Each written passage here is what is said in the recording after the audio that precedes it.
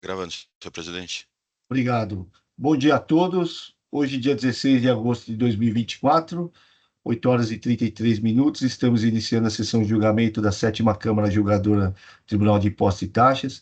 Agradeço a presença de todos, doutor Henrique, doutora Luciana, doutor Alexandre, que vai nos auxiliar aqui no julgamento, doutor Tiago pela representação fiscal e os demais advogados presentes, bem como ao Jailson, que nos auxilia aqui na transmissão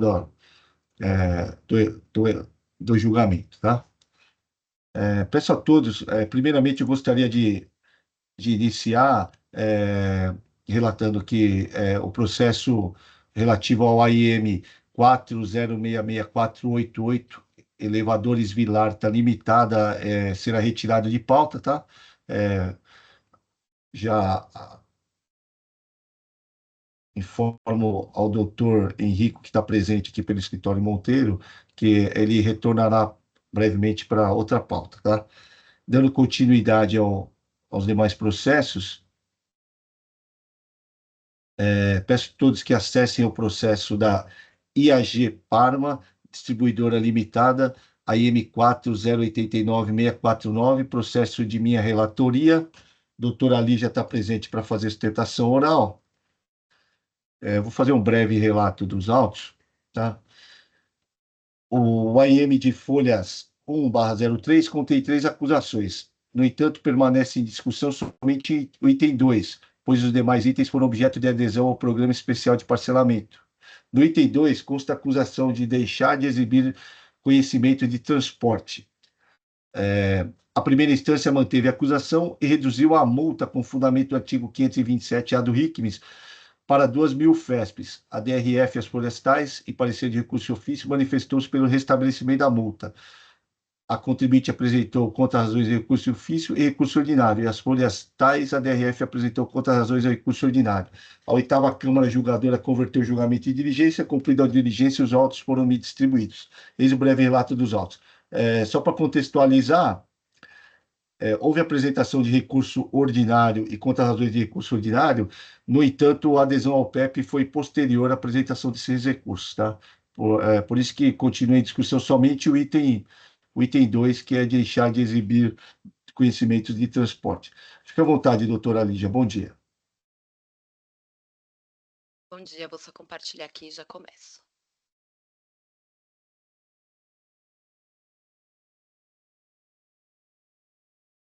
Vocês já estão vendo em tela cheia? Perfeito. Perfeito, então. Então, bom dia a todos. Esse auto, então, da IAG Pharma Distribuidora, auto 4089-6493. O que acontece, como bem relatado pelo Dr. Silvio, foi que nesse auto de infração haviam 3 itens.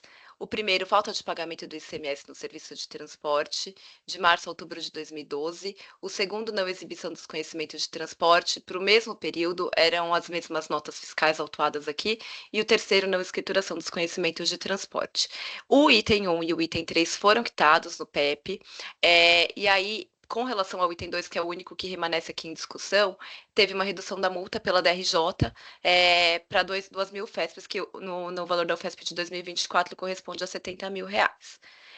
Aqui é importante, apesar dos itens 1 e 2 já terem sido pagos, 1 e 3, desculpa, já terem sido pagos, é importante aqui trazer um pouco do histórico desse auto de infração e por que que ele foi lavrado. Então, no próprio relatório circunstanciado do auto de infração, as folhas 7, também resumido o trabalho fiscal, e aí o que é dito aqui é que foi verificado que dos conhecimentos de transporte emitidos em nome do autuado, então da IAG, pelas Almeida Araújo Transportes, né, que é a Translog, é a transportadora que envolve toda essa discussão aqui, no período de 1º de janeiro de 2012 a 19 de outubro de 2012, não foram localizados documentos emitidos pela citada empresa transportadora. Então, por conta disso, o período até 19 de outubro, a infração que foi autuada aqui foi a não exibição de 24.190 conhecimentos de transporte. Então, tanto que aqui eu coloco abaixo a última nota fiscal, que faz parte do demonstrativo 1, que serviu de base para essa infração, a última nota fiscal emitida aqui é do dia 19 de outubro.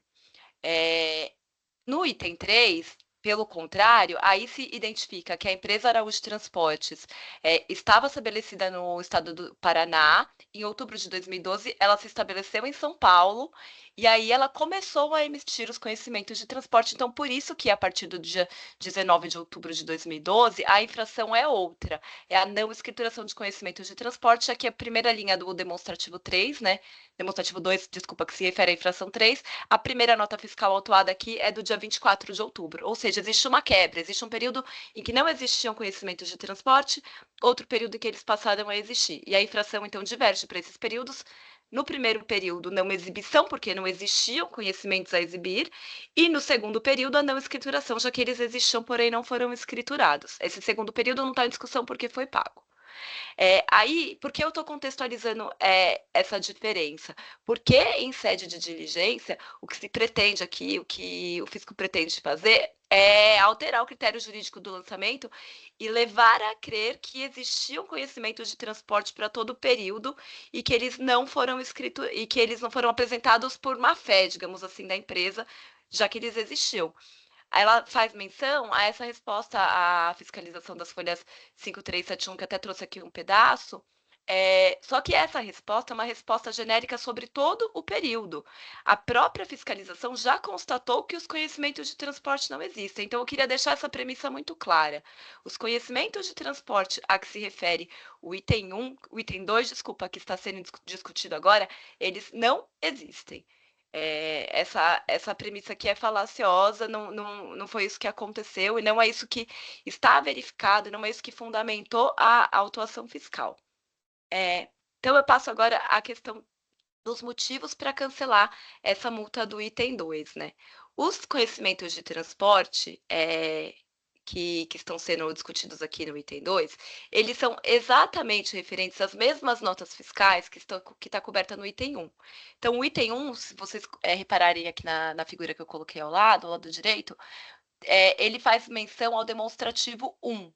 No item 1, a IAG foi autuada por deixar de pagar o ICMS sobre as notas fiscais do demonstrativo do item 1. Então, aqui está sendo cobrado o ICMS e a multa de 100%, que compreende aí tanto o aspecto moratório do atraso do não pagamento do tributo, né, quanto o aspecto punitivo, por isso não ter, pela mesma razão aí. Então, o eventual descumprimento de obrigação acessória já está incluído aqui. Aí no item 2, que é esse de não exibição dos conhecimentos de transporte, também são relacionadas as mesmas notas fiscais, o mesmo demonstrativo 1, como eu grifei aqui. Então, aqui tem uma absorção, existe uma prevalência aí da multa do item 1, que, como eu disse, já engloba tanto o aspecto punitivo quanto o moratório, sobre as mesmas infrações, sobre as mesmas notas fiscais, né? Então, não haveria por que ter-se duas multas sobre uma mesma base. E aí aqui trazemos alguns precedentes já consolidados nesse sentido do princípio da construção e da absorção de uma multa pela outra. Então, como a multa do item 1 e do item 2, existe um bis in idem entre elas e a primeira foi paga, então não deveria prevalecer a multa do item 2. Além disso, existe no regulamento do ICMS tratamento específico para operações de transporte, no caso de um tomador, contribuinte paulista, que toma o serviço de um prestador localizado em outro estado. Nesses casos, o que o artigo 316, parágrafo 1º, inciso 2 do RICMES, ele prevê é que o tomador paulista é responsável pelo recolhimento e pela emissão de nota fiscal de entrada, e aí não seria conhecimento de transporte, mas sim uma nota fiscal de entrada desses serviços, sendo uma nota fiscal por mês que deve ser emitida. E não uma nota fiscal a cada nota fiscal de mercadoria comercializada, tá? Então, isso é bem importante, porque esse artigo, ele sequer é mencionado na autuação, então a regra aqui aplicada não é a que se aplica a situações de serviço de transporte tomado de fornecedor de outro estado. Aqui, além disso, eu trago um precedente, como o que acontece? Por questões de decadência, o período de janeiro a fevereiro de 2012, ele foi autuado separadamente desse período que nós estamos discutindo aqui, Então, existe um auto de infração, o 4085437, que é análogo a esse sobre os 2 meses iniciais do ano. Nesse outro auto, foi exigida uma multa idêntica a essa do item 2 e ela foi afastada. Por que que essa multa foi afastada? Porque se você considera que não foram emitidos os conhecimentos de transporte, nesse outro caso aqui, como o período era menor, eram 4.910 notas fiscais autuadas. Então, se o conhecimento de transporte não existe, ele não foi emitido, como você pode dizer que são 4.910 conhecimentos de transporte? Não é razoável que um conhecimento de transporte ele corresponda a uma única nota fiscal. Isso não existe. Então, por conta dessa premissa, por conta de não se conseguir chegar a essa conclusão, ou de não ser uma conclusão lógica, proporcional, então foi por isso que foi cancelada a exigência do outro auto. Pois bem, aqui nesse caso, justamente por conta dessa questão da premissa, né, de não se saber quantos seriam os conhecimentos de transporte, já que eles não existem, eles não foram emitidos, então foi feito um arbitramento. Então, o que que esse arbitramento considerou? Ele considerou que cada nota fiscal lá do demonstrativo 1 corresponderia a um conhecimento de transporte. No demonstrativo 1, existem 24.190 notas fiscais. Todas as notas fiscais se referem às saídas de mercadoria do estado de São Paulo com destino ao Paraná. Elas foram emitidas num período de 6 meses, então, de março a outubro de 2012. E aí foi-se aplicada a penalidade de 15 UFESPs por cada conhecimento de transporte presumido. Pelo valor da UFESP de hoje, isso daria R$ 530. Acontece que em um único dia, como eu disse, eu vou frisar aqui para vocês, é São Paulo, origem São Paulo, destino Paraná, em todas as 24.190 notas fiscais. Existem diversas notas fiscais que são emitidas em um único dia. Então, aqui eu estou trazendo para vocês de exemplo, dia 30 de março de 2012. Foram emitidas 535 notas fiscais, no valor médio de R$ 515, todas com destino ao Paraná. Esse arbitramento realizado, ele chega à conclusão absurda de que teriam partido no dia 30 de março de uma indústria farmacêutica 535 caminhões com destino ao Paraná. Ora, senhores, não faz sentido, isso não é lógico, isso não é proporcional, isso não faria sentido para a própria operação da empresa, ela pagar o frete de um caminhão inteiro para levar uma nota fiscal que tem um valor médio de R$ 515. Então, por conta do princípio de ofensa ao princípio da razoabilidade, da proporcionalidade do não confisco, esse arbitramento não merece prevalecer. Eu trouxe aqui a relação, parte da relação, né, de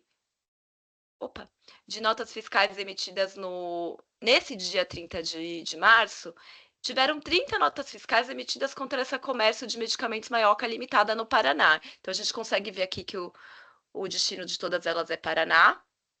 E teve uma nota fiscal aqui, por exemplo, de R$ 36.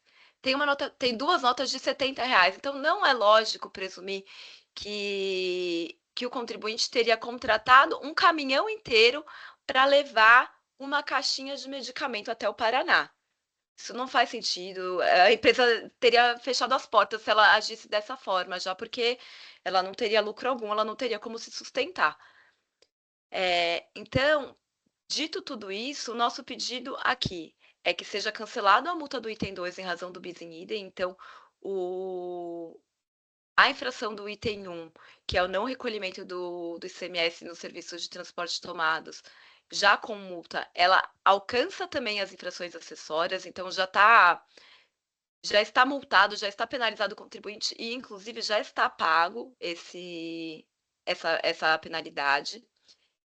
Caso não se entenda por esse caminho, e o que se admite também por hipótese aqui, apenas a título argumentativo. Então, deveria ser sim mantida a decisão da DRJ que reduziu a penalidade do item 2 por conta das questões de razoabilidade e proporcionalidade que eu coloquei. Ou, em um último caso não se decida manter a decisão da DRJ, tem que ser modificado aqui o critério de arbitramento realizado, porque se a autuação fosse feita de forma correta, considerando a não emissão das notas fiscais de entrada dos serviços de transporte, seria uma nota fiscal por mês. Então, e não conhecimento de transporte. Então, isso deveria ser reduzido, desculpa, mas considerando a quantidade de notas fiscais que a empresa deveria emitir. Ela não é transportadora, ela não é responsável pela emissão de conhecimento de transporte e ela não pode fazer isso no lugar de um transportador. Então, essas são as minhas considerações. Eu fico à disposição para sanar quaisquer dúvidas. Muito obrigada. Obrigado, doutora Lígia, pela sustentação oral aqui, pela belíssima sustentação oral. Mas, assim, antes de passar a leitura do meu relatório, do meu voto, eu vou inverter, eu vou passar a leitura do voto e depois eu comento sobre a sustentação oral, tá bom? Tá ótimo. Vamos lá. O voto já estava disponível, tá? Então, eu vou partir do item 8, que começa o voto. Como relatado, está em discussão somente o item 2. No item 2, consta a acusação de deixar de exibir a autoridade fiscalizadora no prazo combinado em notificação específica para tal fim os documentos fiscais, conhecimento e transporte rodoviário de cargas.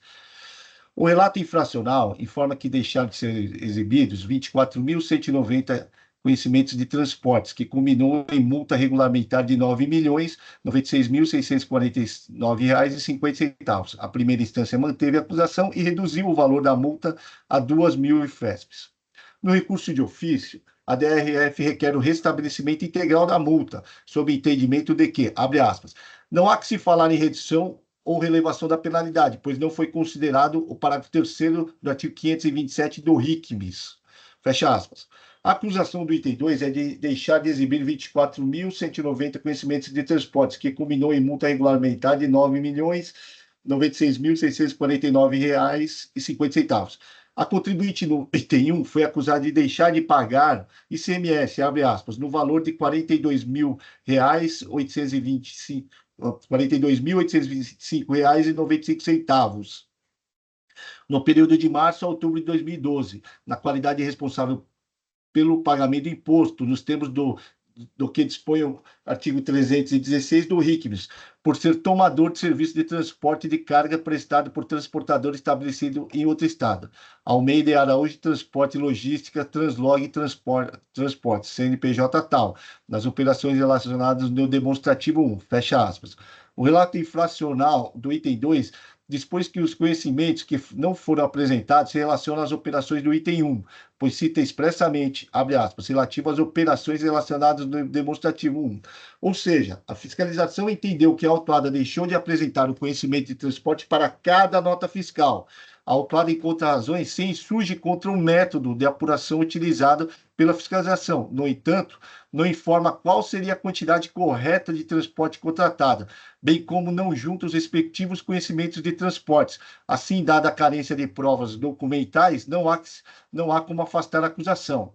Também alega-se absorção da multa do item 2, em razão do item 1, sem razão. As condutas são autônomas e independentes. A falta de pagamento, só um minutinho aqui, para me corrigir.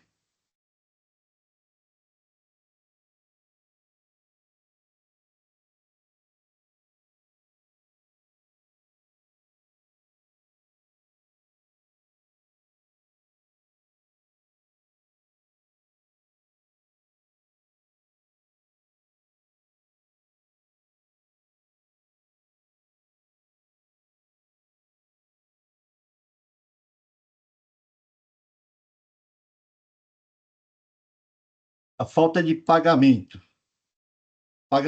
do item 1 tem origem no fato de que a autuada é responsável pelo pagamento de imposto, tendo em vista que é tomadora de transporte, tomadora de transportadora localizada em outro estado. Já a conduta infracional do item 2 se materializa com o embaraço. A comprovação do pagamento do imposto afastaria o item 1, mas o item 2 permaneceria, dado a não exibição dos documentos. Sendo assim, não há como acolher os argumentos ventilados pela defesa em contra-razões ao recurso de ofício. Quanto à redução da multa, ao analisar os autos, verifico que a conduta infracional não exige imposto. A contribuinte não é de pequeno porte, conforme informações constantes no CADESPES, e possui antecedentes que militam a desfavor, conforme apontado pela DRF. Assim, levando-se em consideração o porte da contribuinte, seus antecedentes e especificidade do caso, entende que o recurso de ofício não deve ser provido, pois, como citado acima e mencionado na R decisão de recorrida, o valor do ICMS cobrado foi de R$ 43.825,95, enquanto o valor da multa foi de R$ 9.096.649,50. Vejamos, transcreva a parte da decisão de primeira instância que diz o seguinte: bem dever de imediato que o item 2 se refere também ao demonstrativo 1, que é pertinente ao item 1 do AIM, e consoante o DDF de folhas 4, multiplicou-se a quantidade de documentos fiscais não exibidos, vezes 15 UFESPs, conforme previsto no artigo 85, inciso 4, a linha J, combinado com o parágrafo 8º e 10º da Lei 6374, chegando-se ao valor de 9.096.649,50. Nota-se, a propósito, que o ICMS cobrado no presente é de apenas R$ 43.825,95. Nesse contexto, levando-se em consideração o porte econômico da autuada, seus antecedentes e o fato de que a conduta está relacionada ao item 1, que exige o imposto no valor de R$ 43.825,95, entendo que a multa de R$ 9.096.649,50 não deve ser integralmente restabelecida, como quer a DRF, razão pela qual mantém integralmente a redução promovida pela primeira instância. Passo ao recurso ordinário. No recurso ordinário, alega-se preliminarmente tese decadencial com fundamento no artigo 150, parágrafo 4 do CTN. No caso, aplica-se a regra disposta no artigo 173, inciso 1 do CTN. Trata-se de multa por embaraço à fiscalização, deixar de exibir à autoridade fiscalizadora documentos fiscais. Não há pagamento antecipado. Portanto, aplica-se o disposto no artigo 173, inciso 1 do CTN, como regra decadencial. Adicionalmente, destaca o entendimento do ilustre juiz Cleiton Munehiro Furiken, sobre a matéria exarada no julgamento do recurso especial relativo ao IM 4007-963, dígito 6. Vejamos. Transcrevo parte do voto do Dr. Cleiton acerca da matéria e continuo no meu voto. No mérito, em relação ao item 2, verifica-se que o recurso ordinário de folhas 5.973 a 6.033 não contém argumentos específicos em relação ao mérito.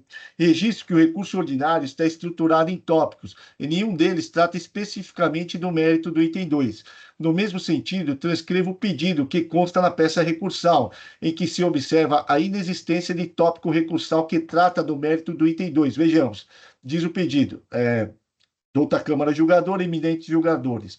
Por todo exposto, requer que se dignem Vossas Excelências a 1. Preliminarmente, reconhecer a decadência dos fatos geradores ocorridos no período de 1/3 de 2012 a 16/3 de 2012, pelas razões apontadas no item 2.1 do presente recurso ordinário. No mérito, julgar improcedente a autuação, declarando a insubsistência do lançamento fiscal. 1. Relativamente à acusação relatada no item 1.1, pelas razões descritas nos itens 3.1, 3.1.12, 3.13 e 3.13 do presente recurso ordinário, como se vera homenagem ao direito e à justiça. 2. Relativamente à acusação do item 3, pelas razões descritas no item 3.3 do presente recurso ordinário, como houvera homenagem ao direito e à justiça. Não obstante caso, data máxima vênia, seja considerado procedente a autuação fiscal, o que a recorrente discorda em absoluta e caráter subsidiário requer. 1. Seja reconhecido o caráter abusivo e confiscatório da multa aplicada no item 1.3, pelas razões descritas no itens 4.1 do presente recurso ordinário, como houver homenagem ao direito e à justiça. Seja reduzido a IM, tendo em vista a ilegalidade de atualização do valor básico para cálculo da multa, uma vez que o RICMES extrapola as definições da Lei 6374, pelas razões descritas no item 4.2 do presente recurso ordinário, como houver homenagem ao direito e à justiça. Seja reduzido a IM, tendo em vista a ilegalidade do índice utilizado para o cálculo dos juros, bem como para o cômputo do valor básico para o cálculo da multa, que não pode ser superior à taxa Selic definida pela União, pelas razões descritas no item 4.3 do presente recurso ordinário, como houver homenagem ao direito e à justiça. Protesta, outro sim, pela realização de sustentação oral na sessão de julgamento perante o egrégio Tribunal de Impostos e Taxas, termos em que requerente seja recebido, processado e encaminhado ao egrégio Tribunal para julgamento na forma da lei. Fecha aspas. Continuo no meu voto. Por oportuno, verifico que, em memoriais juntados às folhas 6.065 a 6.078, especificamente as folhas 6.072 a 6.076, a autuada alega questões de mérito do item 2. As razões de mérito do item 2, trazidas em memoriais, não podem ser conhecidas. O recurso ordinário foi interposto tempestivamente em 29 de nove de 2017. Os memoriais foram apresentados em 13 de 8 de 2018. Sendo assim, suas razões são manifestamente intempestivas, pois sua apresentação ocorreu mais de 10 meses após a apresentação de recurso ordinário. Portanto, as razões de mérito em relação ao item 2, trazidas em memoriais, não podem ser conhecidas. A Igreja Câmara Superior, no julgamento do AIM 4058-319, dígito 3, se manifestou no sentido de que inexiste nulidade pela falta de exame de argumentos e provas acostados em petição interpostas após o recurso ordinário, tendo em vista sua intempestividade. Vejamos, transcrevo parte do voto de relatoria do Dr. Alberto Podigaec, e continuo no meu voto. Assim, considerando a inexistência de argumentos de mérito em relação ao item 2, no recurso ordinário, mantenho integralmente a acusação. Quanto aos pedidos subsidiários, mantenho a atualização da base de cálculo da multa, tendo em vista que a matéria se encontra classificada por meio da súmula 3 de 2018 desse tribunal. Com relação aos juros moratórios, acolo peito para limitar os juros de mora e os incidentes na atualização do valor básico da multa, a taxa Selic, nos termos da súmula 10 em sua versão revisada. Antes posto, com esse do recurso de ofício, e nego-lhe provimento, e com esse do recurso ordinário, e no mérito, dou-lhe parcial provimento, tão somente para limitar os juros à taxa Selic, nos termos da súmula 10 desse tribunal, em sua versão revisada. Só vou fazer o registro do voto e comentar sobre a sustentação oral.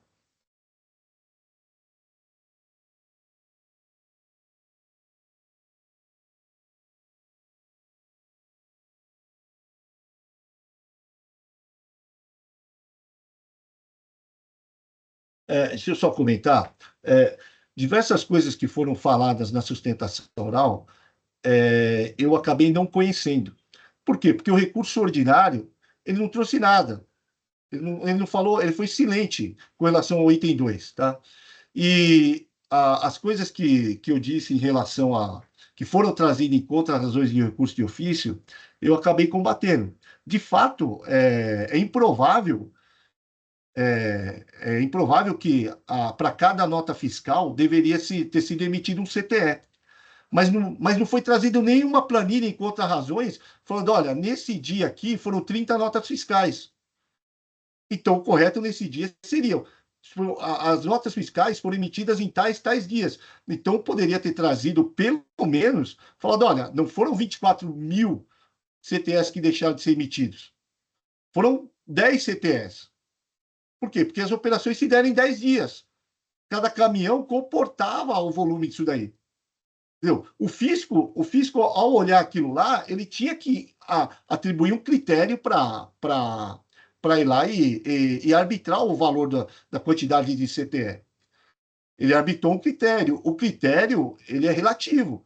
Então, poderia contribuinte se insurgir com critério e trazer o mais correto.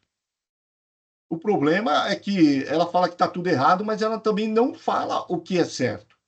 Por isso que, levando tudo isso daí em consideração, eu acabei mantendo a decisão de primeira instância, tá? Pela redução da multa. Por quê? Porque o valor do ICMS o valor é de R$ 24.000, ela foi lá e já acabou recolhendo esse imposto, tá? Já vi casos em que o julgador, só pelo fato ela recolher, ele entende que, olha, se ela recolheu, quer dizer que ela confessou que teve o transporte.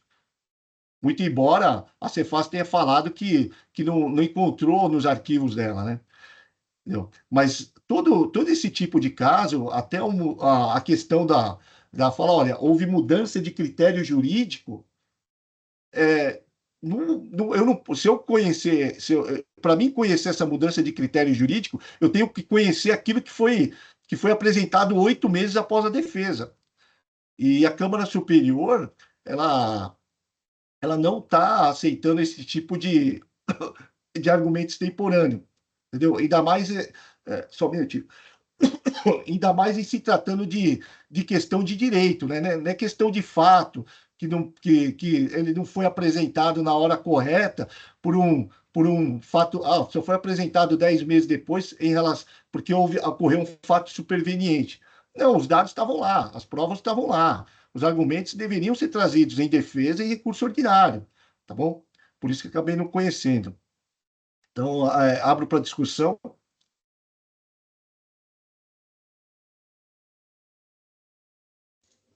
Presidente, Pois não, doutora Luciana, eu gostaria de apresentar uma preferência. fica à vontade. Só pedir. Ok.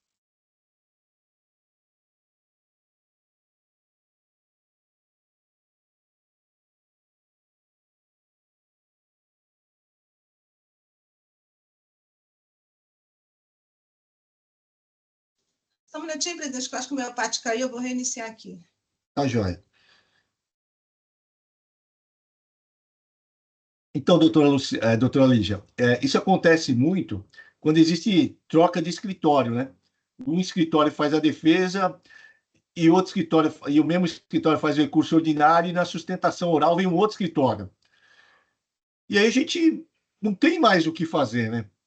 Entendeu? Você fica limitado, porque senão a discussão ela não termina nunca, né, meu? Por isso que firmou essa jurisprudência na Câmara Superior de não de não, de não aceitar esses argumentos extemporâneos, tá? E a gente acaba seguindo aqui na ordinária. Não, tudo bem, seu Silvio. Eu só um comentário, enquanto a doutora Luciana restaurou o acesso dela, é que essa questão de mudança do critério jurídico que eu coloquei, ela veio em sede de diligência só. Então, assim, é só para. Isso não é um fato novo, de fato, mas eu só quis ponderar o que já está desde as folhas 7 do processo, de que parte dos conhecimentos de transporte existem e parte não existe porque não foi emitida. Então, assim, não tem como, e um trecho da manifestação em sede de diligência e manifestação fiscal diz que não trouxe motivo de força maior para não apresentação desses documentos. Eles não existem. A pergunta assim, né? É, eles não existem. Então, a nota fiscal, como é que foi transportado isso daí? A IAG, ela tem caminhão próprio, Não, houve uma transportadora, tem uma transportadora, mas ela não emitiu esses conhecimentos de transporte. então vocês É, a IAG, que é uma empresa grande, tomou, tem 24 mil notas fiscais emitidas, sem conhecimento de transporte. de fato, a empresa deveria ter ela emitido as notas fiscais de entrada desse serviço, né? Porque a prestadora está em outro estado. Só que isso não foi feito, mas também não foi autuado. Essa Então, falta de esse é o emissão, problema, esse que é o entendeu? ponto. Esse aqui é o ponto, entendeu? Mas eu É, entendo que são coisas que não foram, talvez, devidamente endereçadas. não, isso aí não foi tratado no início, né? Uhum. Não foi tratado no início, entendeu? Não sei, às vezes por uma estratégia, entendeu? Só que o problema é que, assim, tem até decisão, a senhora vai ver, principalmente o doutor Zalaf, ele era muito rígido em sede ordinária, quando ele falou, olha, se essa matéria não foi ventilada na defesa, o recurso, ele não pode inovar no recurso, né? Uhum. Então, assim, por quê? Porque não foi tratada na defesa, não foi motivo de defesa, então o recurso ele serve para atacar a decisão recorrida, não Uhum. para inovar em novos aspectos defensivos, né? Entendeu? Sim. Não, tudo Mas, bem. tá joia? Mas tranquilo. Obrigada pelo esclarecimento. Não, a discussão é sempre boa, tá bom? Sim. Desculpa aqui, eu nem vi que a Luciana já tinha pedido. Está concedido, doutora. Obrigada, presidente.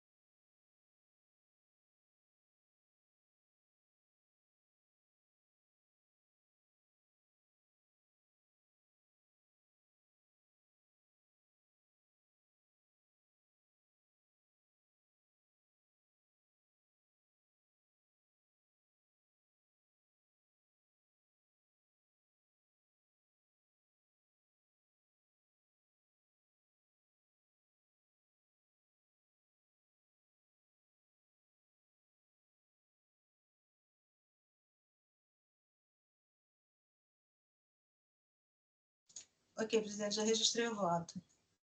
Fique à vontade, doutor. Aqui.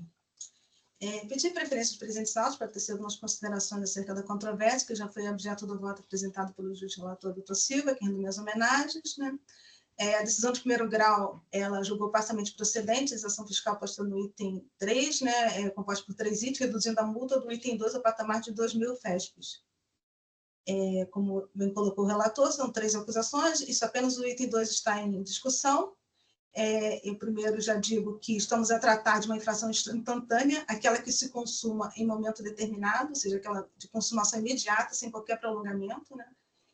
Deixou de exibir a autoridade fiscalizadora no prazo combinado em notificação específica para tal fim. Então, nós estamos tratando de uma infração instantânea, né? E, no escopo desse julgamento, o relator se posicionou, né, no sentido de negar provimento ao recurso ordinário, parcial provimento apenas em relação à taxa Selic, e negar provimento ao recurso de ofício. Acompanho bem lançado o voto de relatoria no que diz respeito ao provimento parcial do apelo ordinário interposto, apenas para limitar a taxa Selic, contudo, respeitosamente, levanto divergência em relação ao entendimento de negar provimento ao apelo de ofício. Primeiramente, é importante observar que o juízo de piso entendeu que a infração objeto do item 2 restou configurada. Todavia, reduziu a penalidade ao patamar de 2.000 FESPs. Nesse contexto, o que incumbe destacar é que, enquanto o legislador tenha conferido aos órgãos julgadores administrativos autorização para reduzir ou mesmo relevar multas, consoante a regra do artigo 527-A, referida norma traz consigo condições para o enquadramento das hipóteses e requisitos legalmente estabelecidos. Há que se aferir se a infração foi praticada sem dolo, fraude ou simulação, não implica falta de pagamento, mas também deve levar em consideração o parte econômico os antecedentes fiscais do contribuinte, parágrafo 3º do artigo 527-A do RICOS. E nesse cenário, que a representação fiscal, no parecer de folha 5925, 5929, aduz que não há que se falar em redução e elevação da penalidade, pois não foi considerado o parágrafo 3º do artigo 57-A do RICMES. Com a devida vénia, entendo que em razão existe a outra representação fiscal, e aqui eu sinalizo que não há dúvidas de que a concessão de benefício de redução e elevação da penalidade não deve ser fruto de mera benevolência, exigindo a aferição do perfeito enquadramento na hipótese e os requisitos legalmente estabelecidos. E dos fundamentos da decisão recorrida, colhe-se que o juiz do piso entendeu possível a redução, a aplicação do Instituto da Redução, mesmo que o AIN esteja reduzindo o imposto, sendo, portanto, de entender que a falta de pagamento referida no caput do artigo 527 se reporta no item específico do AIN. Todavia, não há vislumbre no julgado da aferição dos elementos indicados para o terceiro do artigo 527-A do RICMES. Em outras palavras, a decisão recorrida não se desincumbiu do dever imposto pelo dispositivo legal invocado, análise dos elementos porte econômico e antecedentes fiscais. Tal circunstância, continuante de jurisprudência pacífica da Câmara Superior, macula de vício de fundamentação, que importa imediata nulidade do ato. E aqui eu trago, então, o entendimento da Câmara Superior. E nessa linha de entendimento, tem que a decisão recorrida padece de vício de fundamentação e deve ser anulada parcialmente, a fim de que outra seja proferida com a devida aferição de todos os requisitos necessários à concessão da pretendida benesse de redução da penalidade aplicada. O concurso entre as pretensas atenuadoras da penalidade e os potenciais impeditivos dessa atenuação estabelecido no caput e nos parágrafos 527-A do RICMES. Fundamento autônomo, sinalize-se. Com a devida vênia, penso ser patente o impedimento dessa Câmara Julgadora em suprir a deficiência da decisão. Depois eu vou corrigir aqui, presidente, da decisão recorrida, aferindo os referidos requisitos, sob pena de configuração de supressão de instância. Diante disso, renovando vênias ao relator, voto no sentido de conhecer do recurso ordinário e dar-lhe parcial provimento para limitar os juros da taxa Selic, e conhecer e dar parcial provimento ao recurso de ofício, anulando parcialmente a decisão recorrida, a fim de que outra seja preferida, com a devida aferição de todos os requisitos do artigo 527-A do RICMES. É meu entendimento, presidente, só pedir só para o senhor, só para eu corrigir um pequeno erro de grafia.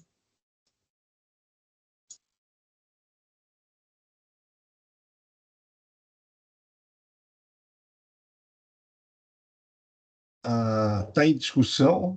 A doutora Luciana, ela pugna pelo retorno dos autos para que se afira a questão do pote econômico e dos antecedentes. Eu acabei ultrapassando isso daí, tá?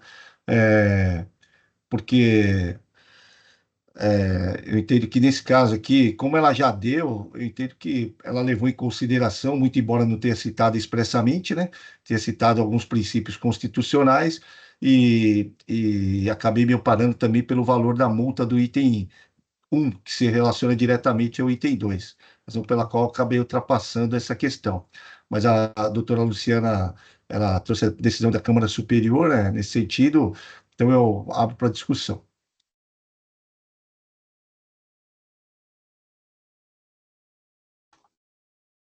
Senhor presidente, só um segundinho, o sistema também parou aqui para mim, só um segundinho.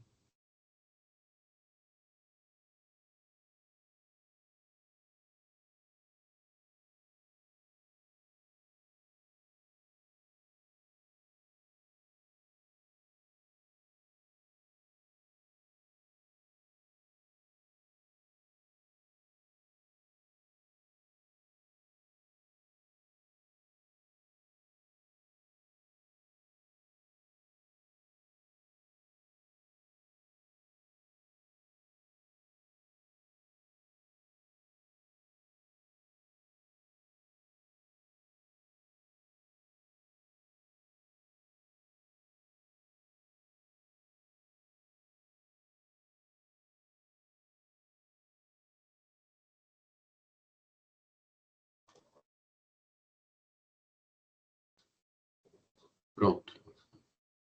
Consegui.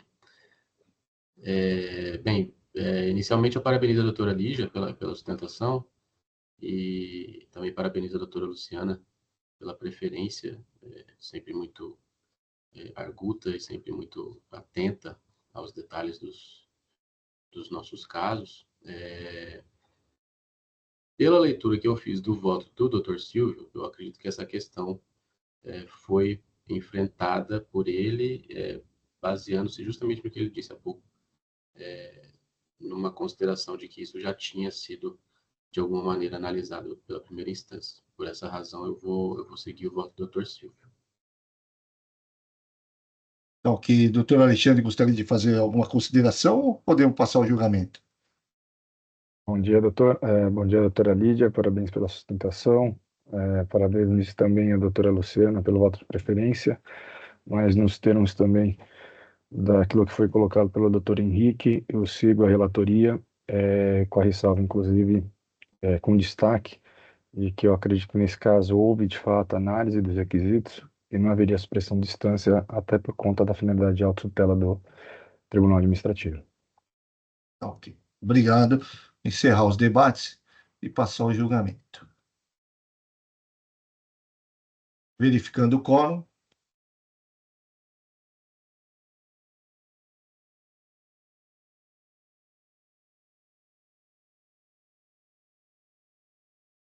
Em votação.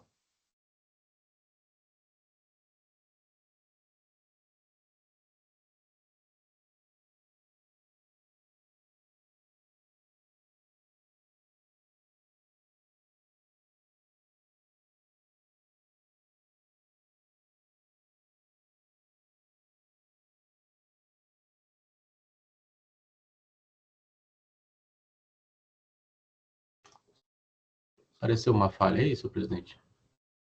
Ele deu uma travada, mas foi. Foi. Consegui encerrar a votação.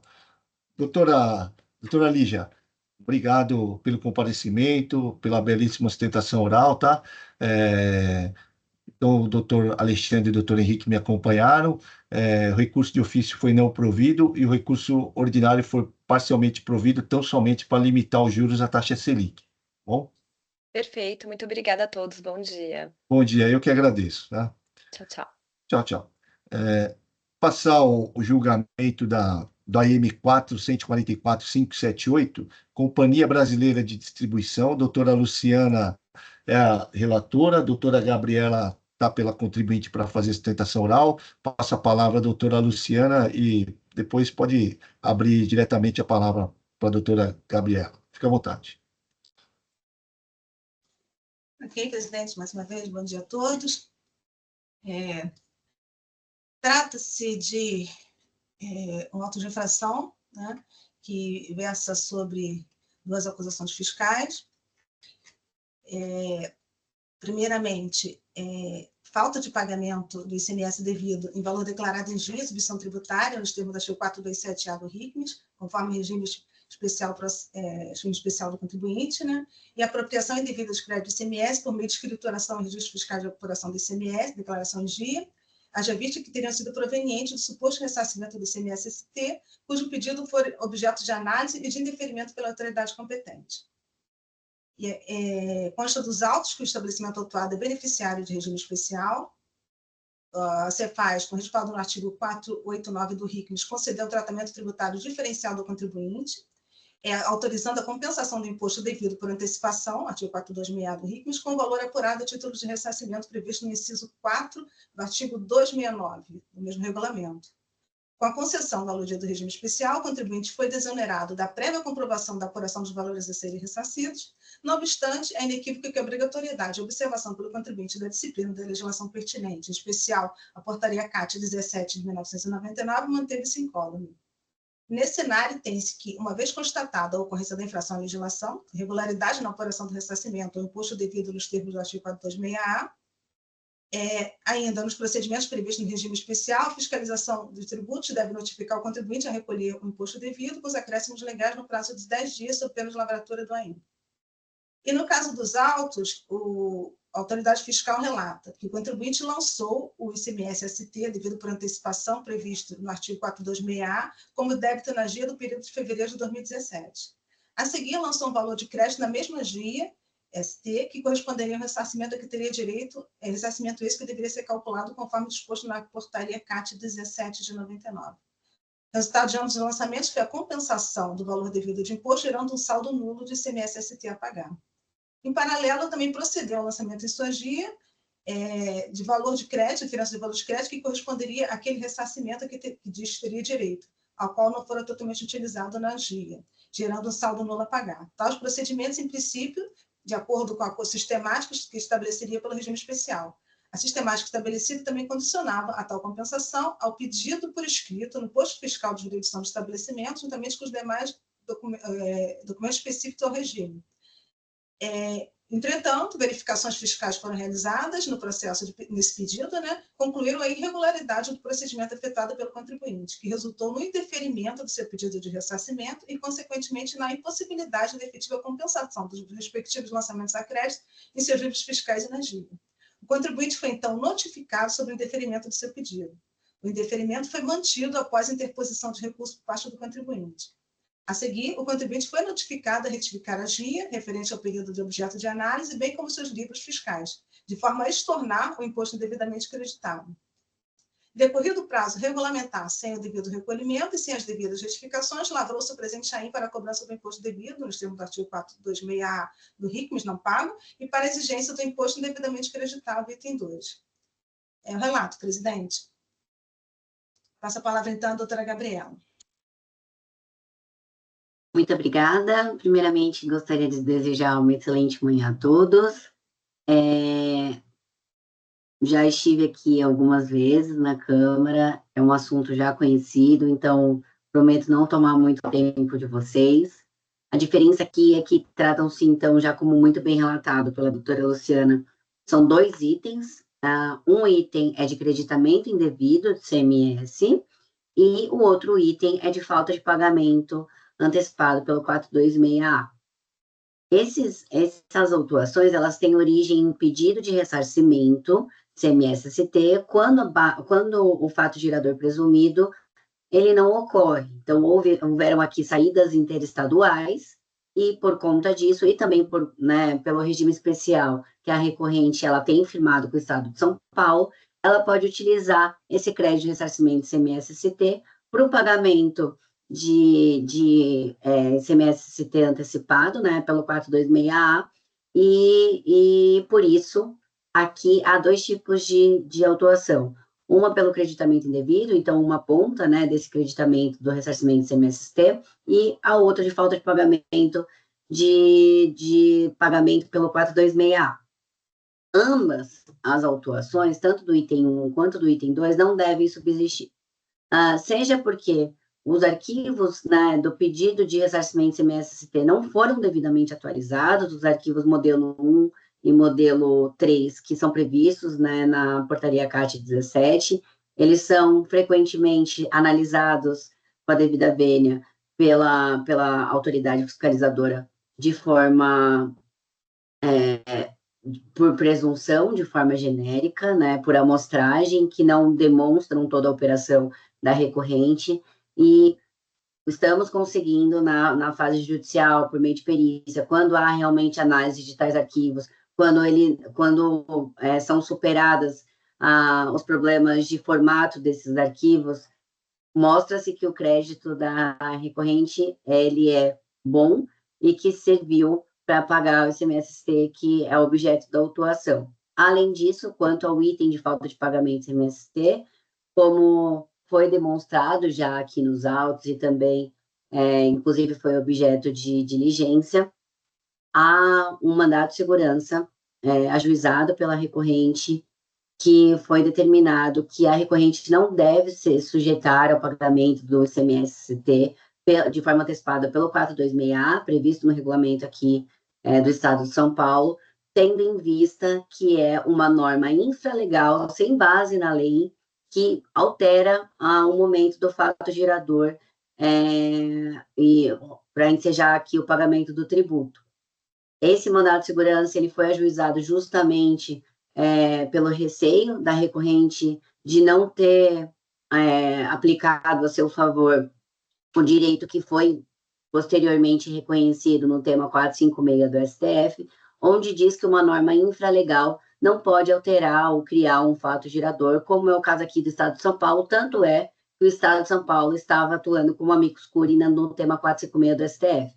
Então, temos a nosso favor o que foi decidido no tema 456 do STF, e, além disso, um mandado de segurança que afasta de forma particular aqui para a recorrente, que tem coisa julgada favorável para a recorrente, de não se sujeitar ao pagamento do 426A, tendo em vista que é um fato gerador previsto em norma infralegal, sem a base legal. Então, só queria chamar a atenção para esses pontos, agradeço aqui a oportunidade de falar mais uma vez nessa outra Câmara. Ok, muito obrigada, doutora Gabriela. Também parabenizo pela sustentação oral, muito bom tê-la sempre aqui conosco. E passo, então, a leitura do voto. Em sua peça recursal, o contribuinte alega preliminarmente a nulidade do lançamento de ofício por observância aos princípios da ampla defesa do contraditório. Rejeita a preliminar de nulidade suscitada, já visto que o autuado teve plena oportunidade de se manifestar sobre os fatos que deram origem à autuação fiscal, tanto na fase fiscalizatória quanto ao longo do processo administrativo, inexistindo a alegada violação aos primados constitucionais da ampla defesa do contraditório. Tampouco vislumbro que tenha havido a inobservância aos demais princípios que regem a atuação da administração pública e o processo administrativo tributário. A regularidade do processo administrativo é inquestionável, vez que lavrada em estrita consonância com o que dispõe o artigo 142 do CTN. Sobre tal ângulo, não há dúvida de que os dispositivos legais apontados como infringidos ostentam como normativo específico, as condutas narradas são aquelas íncitas ao tipo infracional. Ademais, observo que a peça acusatória está instruída com elementos probatórios capazes de demonstrar a ocorrência da mencionada conduta infracional em obediência ao que dispõe o parágrafo 1º do artigo 34 da Lei 13457 de 2009. Então, entendo que as preliminares levantadas pelo autuado carecem de substrato apto a ensejar a nulidade do AIM. Passo, então, doutora, como a matéria já é conhecida, eu vou tentar fazer um resumo, meu voto está um pouco longo, vou tentar fazer um resumo do meu entendimento.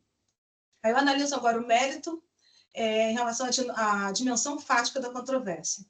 De plano, observo que o contribuinte traz à baila os entendimentos apresentados no julgamento 41.036 pela primeira Câmara Julgadora do Tribunal, acerca da competência do Tribunal de Impostos e Taxas para julgar questões relativas ao aproveitamento de crédito decorrente de pedido de ressarcimento. Registro que mantém o firme entendimento, pelos fundamentos constantes dos meus votos proferidos naquele julgamento, os quais reproduzo para incorporá-los a esse voto, de que a análise do mérito do aludido pedido de ressarcimento para apreciação do suposto equívoco no indeferimento pelo órgão competente não se inclui na competência desse tribunal. Eu fiz aqui um resumo, mas como essa matéria tem vindo constantemente, eu vou tentar fazer um breve resumo aqui do que eu entendo. Penso que o foco de atenção se concentra inicialmente na acepção do termo jurisdição, que, como ressabido, tem origem no latim, jus direito de ser e dizer, representando, portanto, a diquisição do direito. Segundo a doutrina, a jurisdição possui duas grandes espécies, a contenciosa e a voluntária. Na jurisdição voluntária ou graciosa, busca-se a constituição de novas situações jurídicas, de forma que não há lide, porque não há conflito de interesses, não há partes, mas interessados, não há processo, mas procedimento. No âmbito administrativo paulista, o procedimento voluntário se instaura por iniciativa do sujeito passivo da obrigação tributária. É o caso, por exemplo, dos pedidos de restituição, ressarcimento, compensação, reconhecimento de benefícios fiscais, parcelamentos e outros. Não há que se olvidar, contudo, da existência de procedimentos de iniciativa do fisco, que podem ser chamados de procedimentos obrigatórios ou vinculados, que são instaurados e desenvolvidos somente em prol dos interesses da fazenda. Em decorrência disso, a hipótese de haver rejeição à demanda do contribuinte de procedimento voluntário, como, por exemplo, o indeferimento do pedido de restituição, de compensação, de benefícios tributários ou de conclusão de procedimentos obrigatórios e vinculados em desfavor do interessado, existindo litigiosidade, pode ser instaurado o processo administrativo contencioso. Note-se que a existência de conflito de interesses é a premissa de atuação da jurisdição contenciosa. No caso, haverá processo e decisão a favorecer uma das partes em detrimento da outra. Entendo que no cenário tributário paulista, a Lei 13457 de 2009 traçou a linha delimitatória de competência da jurisdição contenciosa tributária, atribuindo a competência do processo administrativo contencioso tributário decorrente de lançamento de ofício ao Tribunal de Impostos e Taxas e às delegacias tribunais de julgamento, ao mesmo tempo que afastou da alçada desses órgãos de julgamento questões relativas no artigo 93 da Lei 13457, pedido de compensação, restituição, pedido de reconhecimento de imunidade, isenção, não isenção, não incidência, utilização de benefícios, regimes fiscais, autorização e aproveitamento de transferência de crédito.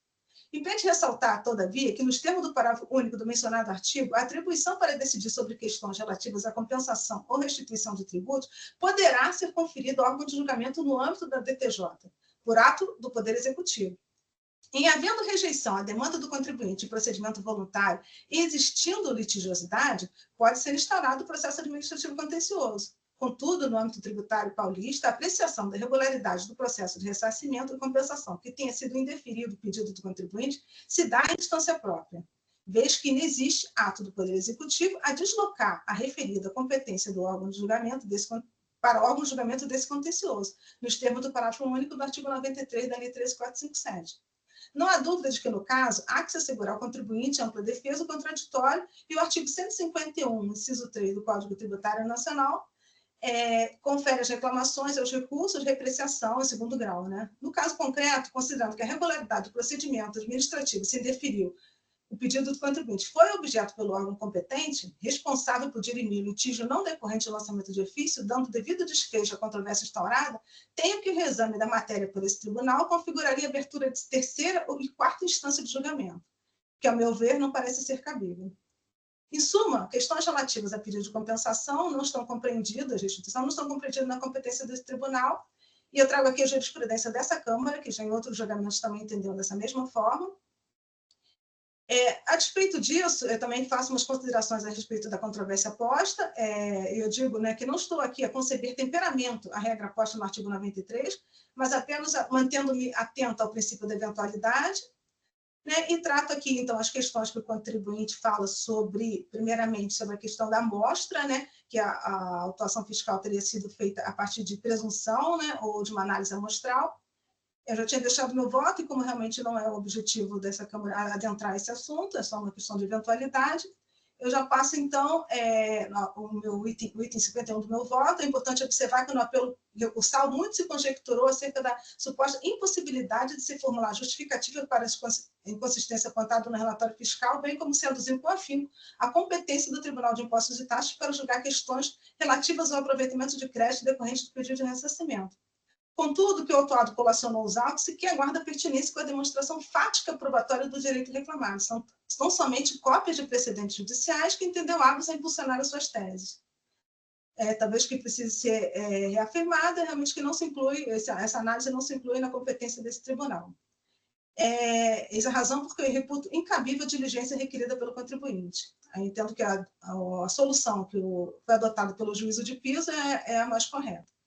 Faço, então, a análise da dimensão jurídica da controvérsia. O autuado assevera, né, que, uma vez fixada em sede de repercussão geral a tese jurídica objeto do tema 456, e tendo havido trânsito em julgado do mandado de segurança por ele impetrado, ambos a reconhecer a ilegalidade e constitucionalidade do artigo 426, haveria que ser cancelada a autuação fiscal.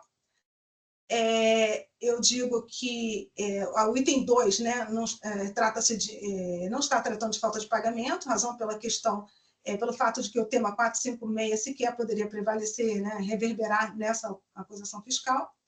Eu já tinha, meu voto acho que já é conhecido, né, eu entendo que o alcance, né, do tema 456, né, que é a antecipação sem substituição tributária do pagamento do ICMS para momento anterior à ocorrência do fato gerador necessita de lei em sentido estrito, e a substituição tributária progressiva do ICMS reclama previsão em lei complementar federal. Então, nós estamos tratando aqui de substituição tributária. Então, a premissa que recai sobre a suposta caracterização da hipótese de aplicação da tese jurídica fixada no tema 456 para afastamento da norma posta no artigo 426A do RICMES decorre de nítido equívoco quanto à extensão e o alcance do julgado da Suprema Corte. Eu estou no item 66, frise-se, antecipação tributária com substituição prevista no artigo 426A se amolda perfeitamente ao disposto na segunda parte do tema 456 do STF, estando realçada a validade do dispositivo normativo.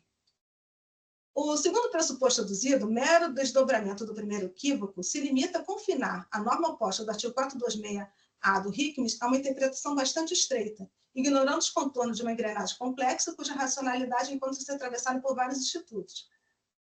Fixemos, então, na sistemática tributária inserida no artigo 426A do RICMES.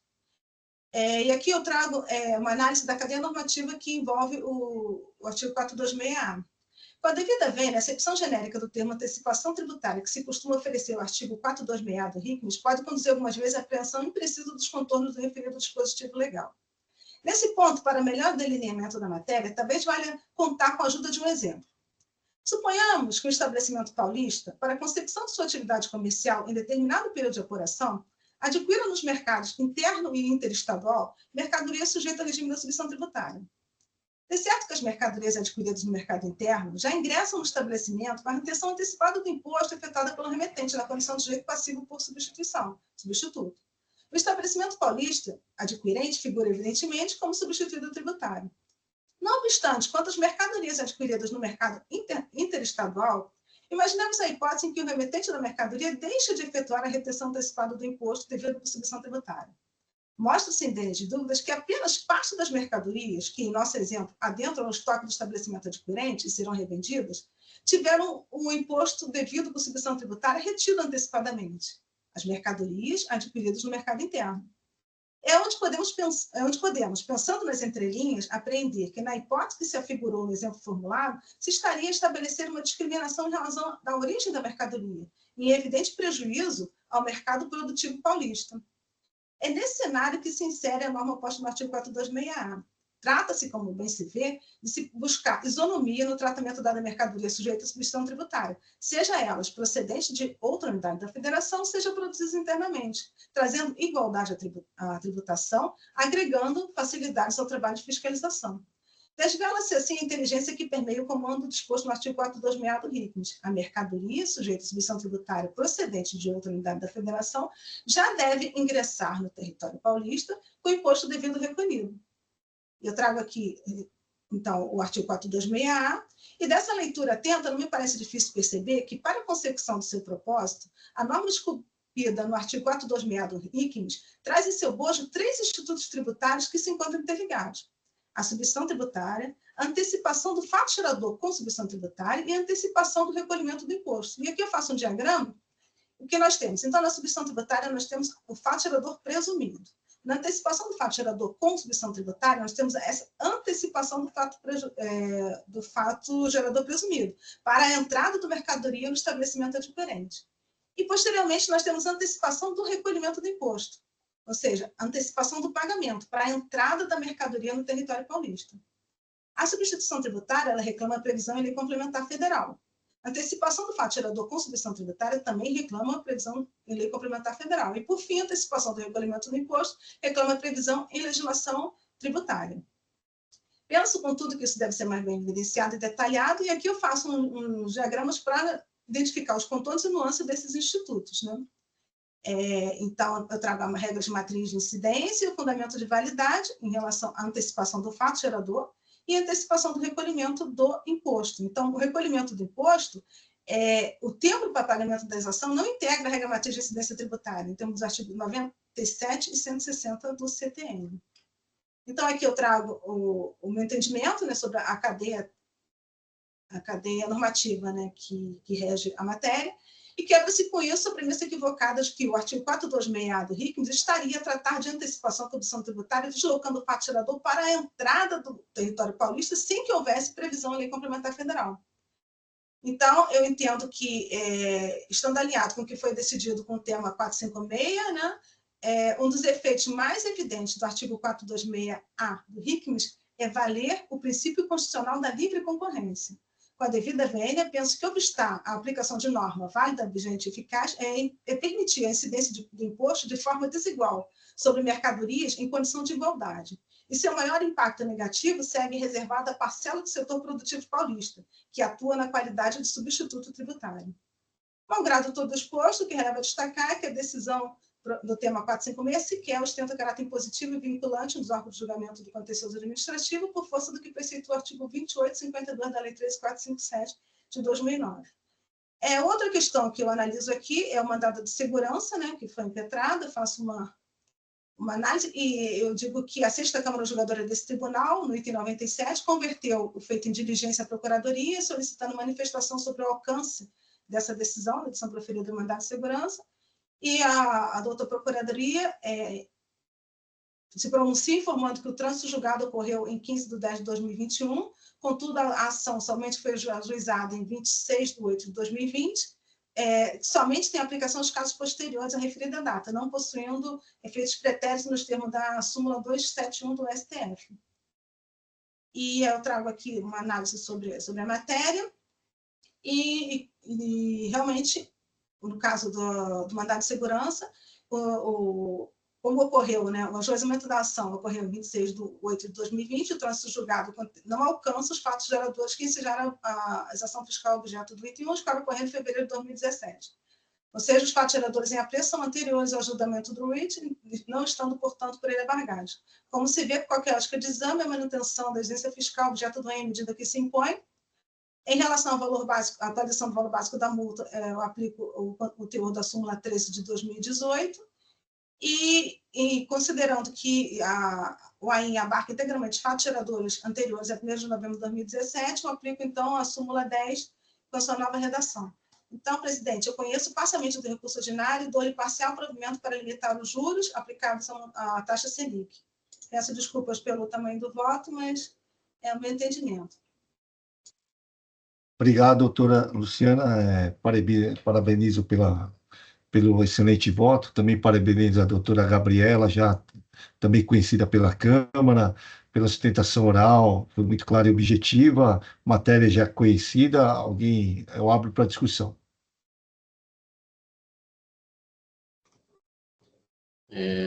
Senhor presidente, apenas para parabenizar a doutora Gabriela pela sustentação e também a doutora Luciana pelo voto. A doutora Gabriela já sabe o posicionamento da Câmara a respeito dessa matéria, e eu acho que estamos prontos para seguir com a votação. Obrigado. Presidente, parabenizo a doutora Gabriela e especialmente a doutora Luciana pelo voto extremamente técnico e acurado. Obrigado.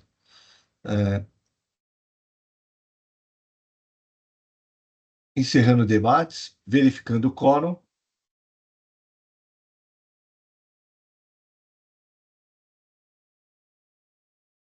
Em votação.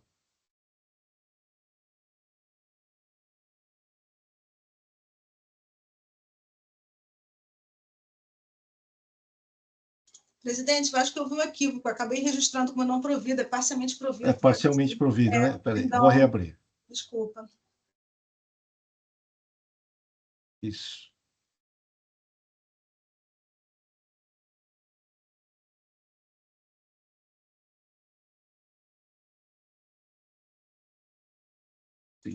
Ainda não consigo registrar. Oi.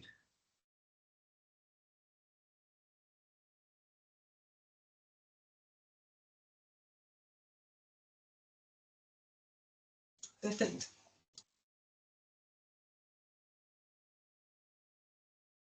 Verificando o quórum novamente.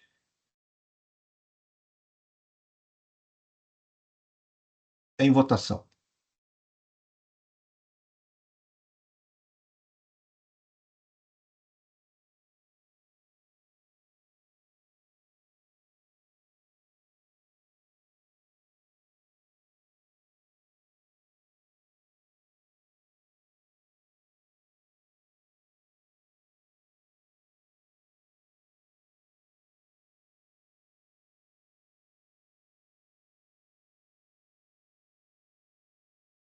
Doutora Gabriela, então o recurso, a doutora Luciana negou provimento, conheceu parcialmente o recurso e deu-lhe parcial provimento tão somente para limitar os juros à taxa Selic, tá? Conforme jurisprudência reiterada dessa Câmara. Tá joia? Muito obrigada. Obrigado, doutora. Seja sempre bem-vinda à Câmara. Muito obrigada. Tá? O último processo da pauta, a M 448.473, é do doutor Henrique, Gabriel Sanches de Oliveira. Doutor Henrique é o relator, é um recurso ordinário somente da Solidária. Fica à vontade, doutor Henrique. Muito obrigado, senhor presidente. Bem, hoje nós não temos sustentação oral. Vou fazer uma leitura breve aqui do relatório, que é curto, e já passar o voto. Trata-se de recurso ordinário interposto às folhas 751767 contra a decisão de folha 736744, que julgou procedente o AIN 41484733, lavrado em face de Gabriel Sanches de Oliveira, tendo como responsável solidária a empresa Hardshell Serviços Digitais. O recurso, como o senhor presidente mencionou, é apenas da responsável solidária, Hardshell, não havendo atuação da devedora principal no contencioso administrativo. Basicamente, o auto de infração traz acusação de realização de operação de circulação de mercadoria sem correspondente documentação fiscal, e eu transcrevo o relato fiscal. A recorrente, no seu recurso ordinário, em síntese, argumenta o seguinte, isso foi bem relatado pela representação fiscal. Ela teria sido contratada por uma outra empresa chamada Bit Brasil para intermediar a aquisição de ativos digitais. A empresa Bit Brasil efetuava a transferência dos valores que a Hardshell necessitava para a aquisição de criptoativos e encaminhava os comprovantes das transferências desses valores para essa recorrente, né, para a Hardshell. Aí a Hardshell alega que não era possível visualizar a conta corrente depositária de origem, motivo pela qual ela não sabia de onde provinham os valores, né? Não sabiam que esses valores eram provenientes de vendas realizadas pela empresa Gabriel Sanches Oliveira. A empresa Hardshell não teria tido nenhuma participação na venda dos produtos da empresa Gabriel Sanches Oliveira, não possui conhecimento de qual a relação entre a empresa Bit Brasil e Gabriel Sanches Oliveira, e na visão dela, então, não restaria configurado o fato gerador praticado por ela, né, não teria sido praticado por ela, especialmente a responsabilidade solidária pela atividade de venda e suposta ausência de documentação fiscal dos produtos vendidos por Gabriel Sanches Oliveira. E também acredita que caberia a relevação da penalidade, conforme o regulamento do ICMS. Muito bem. Cinge-se a controvérsia em torno da possibilidade de responsabilização solidária da empresa Hardshell Serviços Digitais pelo crédito tributário constituído contra a empresa Gabriel Sanches Oliveira, em razão da realização por esta última de operações desacompanhadas da respectiva documentação fiscal. Para a constituição do crédito tributário, diante do contexto fático probatório, especialmente dos documentos de folhas 347 e 559, a autoridade fiscal corretamente aplicou os artigos 47 e 493 do regulamento, arbitrando-se a base de cálculo para se chegar ao montante devido a título de ICMS. Só a título de esclarecimento, né? A Gabriel Sanches Oliveira, uma empresa que realizava vendas através de marketplaces, né? E a autoridade fiscal buscou informações junto ao Mercado Livre. O Mercado Livre apresentou os documentos que eu mencionei nesse parágrafo aqui, que demonstram, então, uma movimentação de valores relevantes de vendas realizadas por Gabriel Sanches Oliveira, desacompanhadas de documentação fiscal. A autoridade fiscal verificou, conforme provas das folhas 560 e 574, que cerca de 22% do valor presumidamente ligado a operações sem emissão de documentação fiscal por parte de Gabriel Sanches Oliveira, R$ 1.143.950, foram enviados à empresa Hardshell, fazendo com que se considerasse a hipótese de responsabilidade solidária prevista no artigo 9º, inciso 11 da Lei 6374, por interesse comum na situação que constitui o fato gerador da obrigação principal, artigo 124 do Código Tributário Nacional.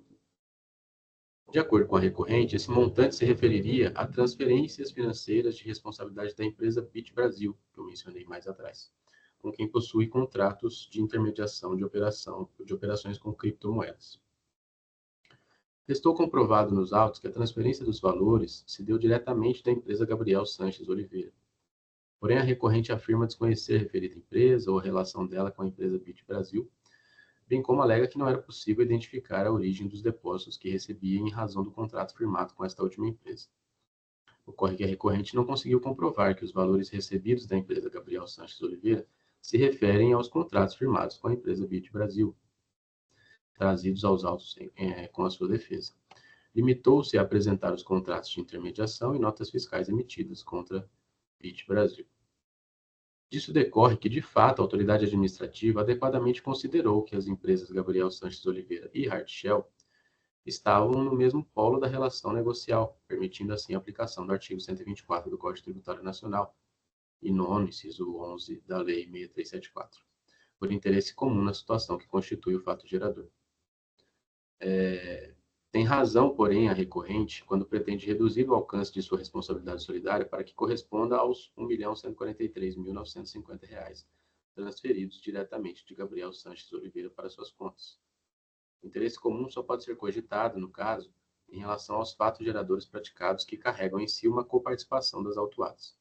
Dessa forma, dos R$ 4.930.339,79 apurados pela fiscalização como advindos de operações tributadas sem documentação fiscal, a prova da participação da responsável solidária se limita aos R$ 1.143.950, estando aí também o limite da autuação a que deve ser submetido. Sobre o pedido de reelevação das penalidades, o pleito não deve ser atendido, uma vez que o caso concreto se refere à hipótese de ausência de pagamento de imposto, havendo expressa vedação de relevação das multas em razão do previsto no artigo 92 da 6374 de 89. Diante do exposto, eu conheço e dou parcial provimento ao recurso ordinário, reduzindo-se a exigência apenas em relação à responsável solidária Hardshell, para que seja adequada proporcionalmente ao valor das transferências por ela recebidas de Gabriel Sanches Oliveira, equivalentes a 22% do total, mantendo-se integralmente o AIN 41484733 em relação a devedora principal. E só, esse é o voto, senhor presidente, só para esclarecer, né? Então, a empresa Gabriel Sanches Oliveira fazia vendas ali através do Mercado Livre e a fiscalização identificou que havia muita movimentação ali, 5 milhões de reais, sem correspondência em documentação fiscal. Pediu as informações primeiramente para contribuinte, que não foi atendida, depois pediu as informações para o Mercado Livre. O Mercado Livre mostrou toda a movimentação relacionada a essa empresa e nessa documentação enviada pelo Mercado Livre, verificou-se que mais de R$ 1 milhão os valores eram enviados diretamente para essa Hardshell, que é a devedora, a responsável solidária aqui. E também para uma outra empresa que não faz parte aqui no processo, que tinha uma movimentação ali para ela de R$ 65 mil. Aí a Hardshell, essa terceira empresa, né, a responsável solidária, alega que, eu não conheço essa empresa Gabriel Sanches Oliveira, eu tenho, na verdade, uma relação com uma empresa chamada BIT Brasil, e em razão dos contratos que eu tenho com essa empresa, a BIT Brasil me faz depósitos para eu comprar criptoativos. E então eu não vejo de onde vem esse depósito. Então, só agora que eu percebi que esses depósitos estavam vindo dessa empresa Gabriel Sanches Oliveira, mas ela não faz uma demonstração cabal de que os valores são exatos em relação aos envios realizados pela BIT Brasil. Então, me parece que acerta a autoridade fiscal ao considerar que a Hardshell, pelo menos em relação a esses R$ 1.143.000, está no mesmo polo aí da relação, tem alguma participação nessas vendas sem documentação fiscal de Gabriel Sanches Oliveira. E aí eu acabei limitando, então, a responsabilização a esse valor comprovado, e não deixando amplo sobre os quase 5 milhões de reais. Vou aguardar o registro do voto. Enquanto o doutor Henrique registra o voto, eu abro para discussão. Presidente, eu tenho uma visão um pouco diferente sobre a responsabilização aí do doutor Henrique. Preparei uma manifestação sucinta aqui, aí eu ia colocar nos autos. Pois não, só aguardar o registro do voto e eu já abro para juntada da manifestação e leitura. Aí, Pode pedir, doutor Tiago. votação. Pedido. Concedido. Vou redigir. Aí, registrei. Beleza, acho que já está disponível. É bem sucinta, né? Peço vênia para discordar do ilustre relator. O valor de 1.143.000 foi mencionado pelo fisco não para delimitar a responsabilidade solidária da empresa Hard Shell, mas para informar que a empresa foi beneficiária de saques ou de transferências oriundos da conta da empresa autuada no Mercado Livre, em valores vultosos, deixando transparecer na prática ser algo semelhante a uma sócia oculta da empresa autuada. Explico.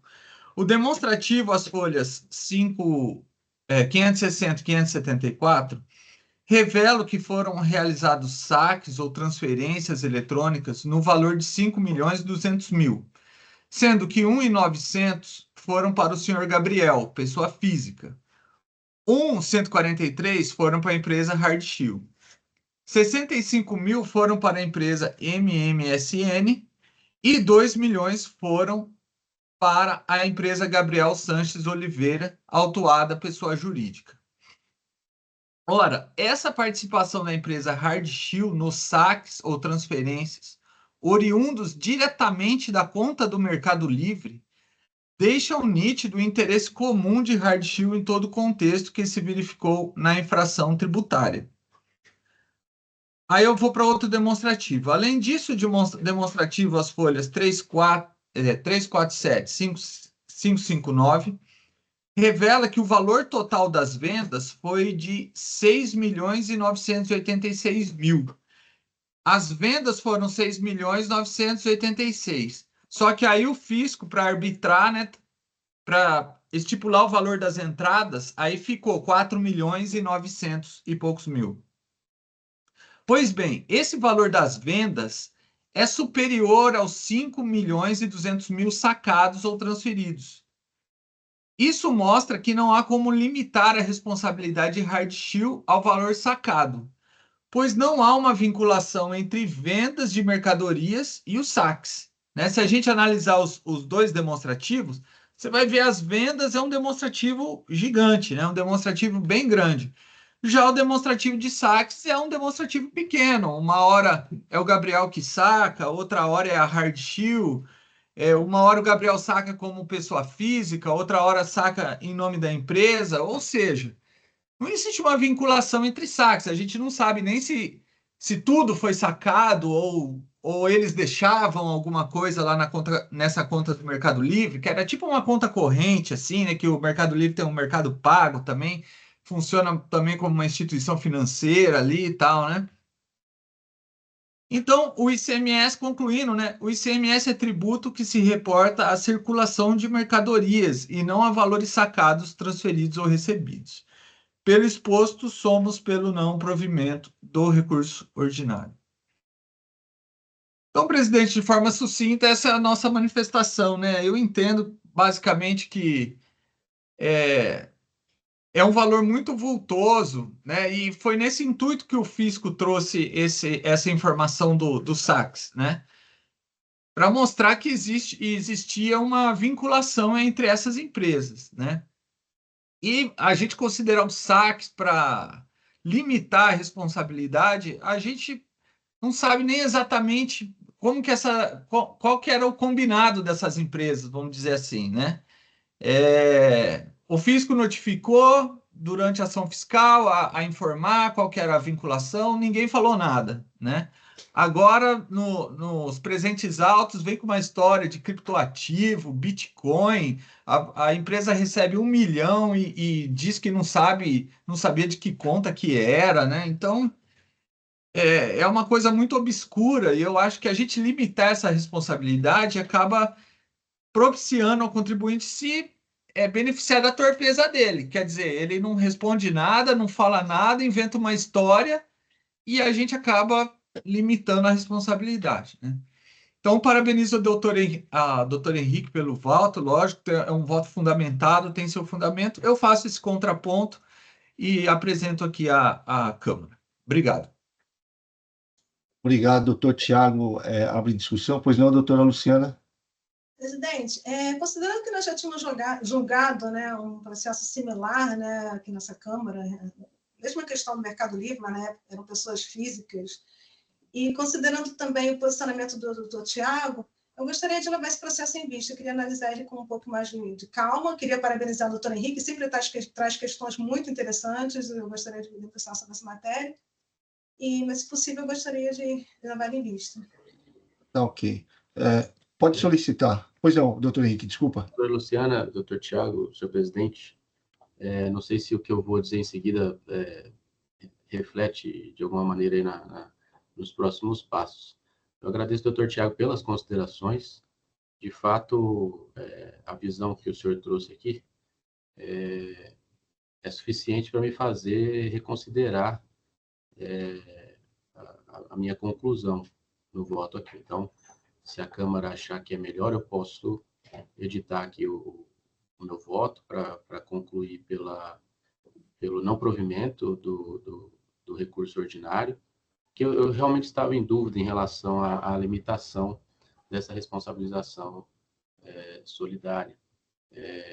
Mas, de fato, o que o Dr. Tiago está trazendo é o seguinte, olha, essa demonstração do saque não limita a responsabilidade, tem todo um contexto aqui em que se mostra que os saques eram feitos a partir do Mercado Livre, né? O envio era feito a partir do Mercado Livre para a pessoa física do Gabriel, para uma outra empresa que não está aqui no processo, para Gabriel Sanches Oliveira, empresa, e também uma boa parte, não era pouco, né? Uma boa parte para a Hartshill. Eu considero que o argumento de que eu não sei de onde o dinheiro vinha realmente não convence, porque, afinal de contas, você consegue, qualquer depósito que uma empresa receba, consegue verificar de onde está vindo esse montante. E se você está recebendo valores tão vultosos assim, obviamente, você tem que verificar de onde esses valores estão vindo. Então, isso tudo, levando em consideração o que o Dr. Tiago trouxe aqui, me faz reconsiderar que a minha conclusão a respeito da limitação da responsabilidade solidária. Então, eu acho que é mais o caso de manter a limitação, de manter a responsabilização solidária sobre todo o débito constituído. Tá, ok. Então, doutor Henrique, então eu abro para o senhor editar o voto e aí eu cancelo. Tem algum problema, doutora Luciana? Não, presidente. A questão que eu queria colocar é mais jurídica mesmo, né? A questão da indivisibilidade, né? Da solidariedade, né? Na verdade. Eu acho que a solidariedade é una, né? Não permitiria esse tipo de divisão. Mas, assim, em termos práticos, né? O que o doutor Tiago colocou realmente não tem como se aferir, né? Então, eu acho que isso já é suficiente mesmo para a manutenção do AIM. Então, eu acompanho o doutor Henrique, né? Nessa alteração do voto. Eu vou desistir pela minha preferência. Tá, eu vou editar aqui habilitar edição do voto do relator. Muito bem. Só um segundinho.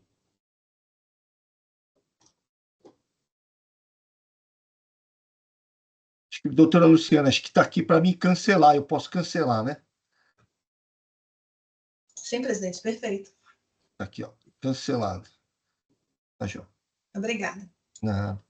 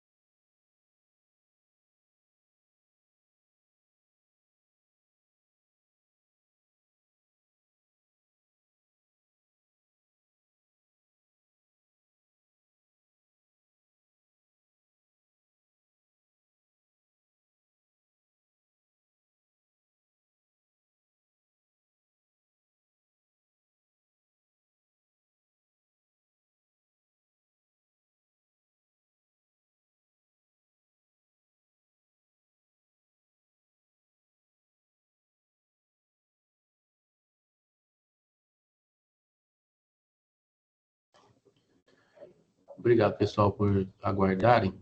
Então, eu só fiz alteração na ementa para constar que está negado provimento ao recurso ordinário. E ali no voto, ali no a partir ali do parágrafo 15, que eu havia limitado a responsabilização solidária, eu troquei por não há que se falar em limitação da responsabilidade solidária apurada no caso, uma vez que as provas dos autos demonstram inequivocamente, como bem trazido em sede de manifestação fiscal pela douta representação fiscal, que a recorrente participa de algum modo dos negócios da autuada principal, reforçando seu interesse comum na totalidade de situações que constituem o fato gerador do ICMS exigido neste auto de infração. E aí o dispositivo acabou ficando: diante do exposto, conheço e nego provimento ao recurso ordinário de Hart Shell mantendo-se integralmente o AIN 4148473. Tá, ok. Alguém mais gostaria de se manifestar? Presidente, só dando os parabéns ao doutor Tiago pelas considerações e ao doutor Henrique também, mais uma vez. Obrigado. Eu sigo a doutora Luciana em relação aos parabéns, e ressalto que, tal como o doutor Henrique, eu tive muita dúvida em relação a esse ponto, né, quando estava analisando o caso. Então, parabenizo o doutor Henrique pela decisão e agora pela retificação do voto. Então, vou encerrar os debates. Verificando o quórum.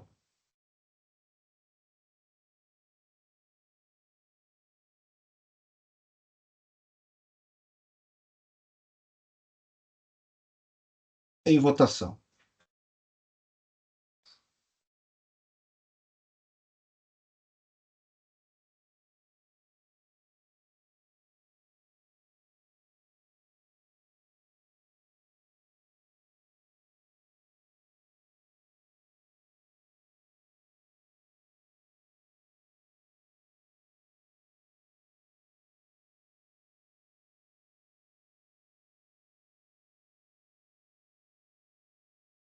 Encerrado o julgamento do AIM 448.473, Gabriel Sanches de Oliveira, recurso ordinário conhecido e não provido nos termos do voto do relator.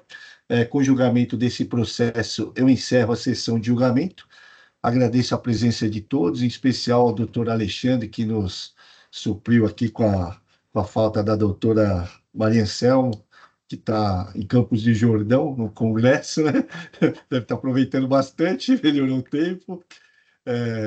Então, agradeço a participação de todos, o doutor Tiago, doutor Henrique, doutora Luciana, e o Jailson aqui que nos acompanha, que nos auxilia. Peço a todos apenas que tenham todos um bom dia, excelente final de semana. Peço a todos apenas que aguardem o encerramento da gravação e da transmissão.